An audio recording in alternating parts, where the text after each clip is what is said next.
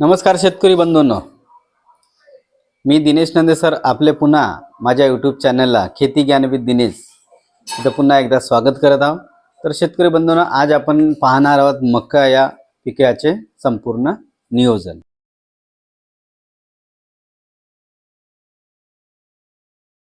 तर शेतकरी बंधूंनो, हे लक्षात घ्या, जर पारंपरिक पद्धतीने आपण जर मक्याचे उत्पादन घेण्याचे आपण जर प्रयत्न केला तर साधारणतः आपल्याला 15-20 ते जास्तीत जास्त 25 क्विंटल पर्यंत एकरी आपल्याला उतारा हा मिळू शकतो।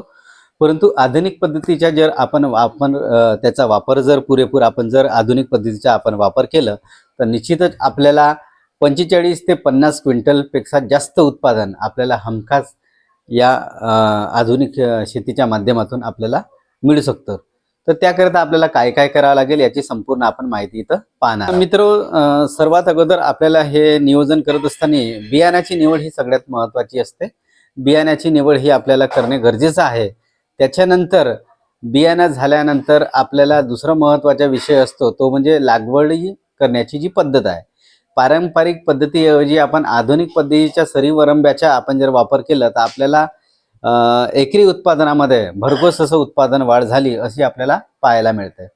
तर साधारणतः लागवड करत असताना आपल्याला खताच्या नियोजन हा बेट पद्धतीमध्येच जर आपण केलं तर आपल्याला त्याच्या निश्चितच चांगल्या पद्धतीचा फायदा आपल्याला त्या माध्यमातून आपल्याला भेटत असतो।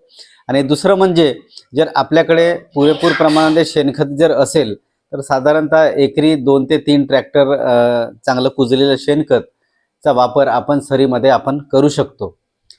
खताच्या नियोजनाचा जर आपण विचार केलं मित्रहो तर खतामध्ये आपल्याला सिंगल सुपर फॉस्फेट प्रति एकर 2 बॅग म्हणजे 100 kilo, muriate of potash 30 kilo, त्याच्यानंतर झाईम बॅग 10 किलो, त्याच्यानंतर बाहुबली किट म्हणजे मायक्रोन्यूटन किट हे 24 किलो आणि त्याच्यानंतर झिंक प्लस सल्फर हे 10 किलो या प्रमाणामध्ये एकरी हा जो डोज आहे या पद्धतीनं आपल्याला असायला पाहिजे।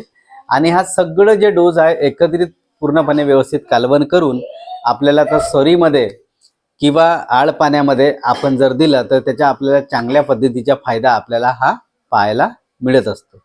सरीवरंब्यामध्ये जर आपण जर वापर करायला गेलो तर साधारणतः एका बियाणाचे जो अंतर आहे म्हणजे एक मक्याचे जे बियाणं आहे त्याच्यापासून दुसरं मक्याचा जो बी आपल्याला कुठं टोकायला पाहिजे तर त्याच्या साधारणतः जो अंतर आहे ते 9 सेंटीमीटर ते 10 सेंटीमीटर या प्रमाणामध्ये जो अंतर आहे हा योग्य अंतर मक्याच्या उत्पादन वाढीसाठी समजला जातो।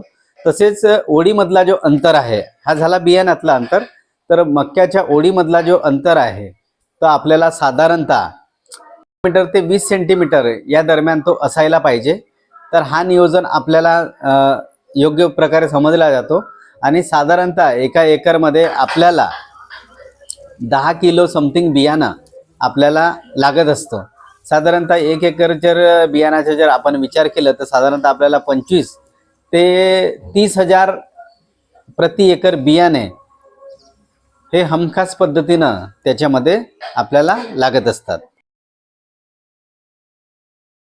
मक्यामध्ये दुसरं महत्त्वाचा जो विषय असतो तो असतो तणाचं नियोजन। तणाचे नियोजन करणं हा तेवढाच गरजेचा आहे। साधारणतः आपला मक्का जो पीक आहे मक्का पिकाचं 20 ते 25 दिवसाच्या कालावधीमध्ये आपलं पीक साधारणतः 6 ते 7 इंचापर्यंत त्याची वाढ होत असते आणि अशा वेळेला आपल्याला त्या पिकामध्ये तणनाशकाचा वापर करणे हा फार गरजेचा असतो। जर तणनाशकाचा आपण वेळेवरती जर वापर केला नाही तर आपल्याला पुन्हा रोगांना जास्त आपलं जे पीक आहे ते बळी पडत असते।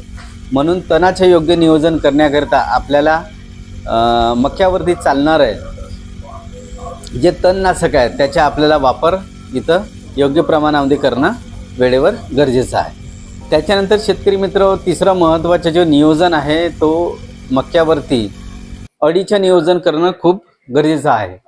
कारण की आपलं साधारणतः पीक 25 ते 30 दिवसाचं आपलं पीक झाले असता कोवड्या अवस्थेमध्ये मक्यावरती अळीचा खूप मोठ्या प्रमाणात अटॅक आपल्याला पाहायला मिळतो।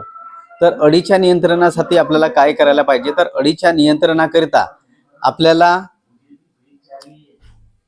थायमेथोक्झाम प्लस लॅम्बडा प्लस काली सुपर या अळीनाशकाचा वापर करायला पाहिजे।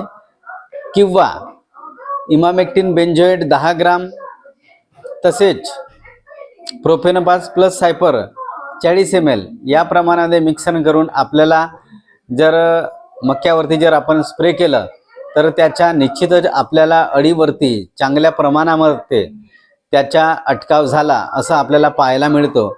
आणि असं सर्व जर आपलं जर नियोजन असलं तर साधारणतः आपल्याला एका एकरमध्ये 40 ते 50 क्विंटल पर्यंत हमखास मक्याचं जो पीक आहे हा आपल्याला मिळू शकतो।